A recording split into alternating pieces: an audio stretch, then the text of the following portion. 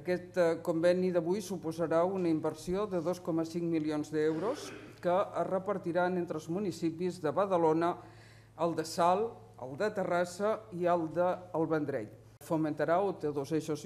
principals, un és el primer que us he dit, el foment de la cohesió social, i el segon, l'aplicació de mesures contra la crisi econòmica. S'impulsaran a través d'aquest pla pilot,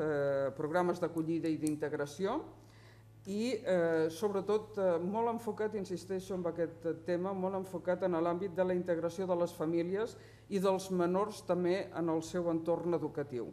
I s'incidirà amb la formació de les persones immigrades per millorar el seu accés en el mercat laboral. La Comissió Europea des de fa molts anys ha posat en marxa un fons d'integració, que li diem, és donar suport a les iniciatives dels estats membres que tinguin com a finalitat ajudar els nacionals de tercers països a complir els requisits exigits per la concessió del permís de residència familiar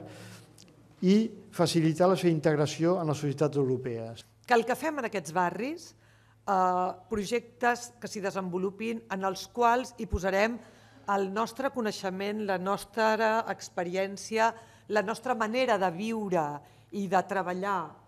la immigració puguin servir posteriorment per aquest tipus d'iniciatives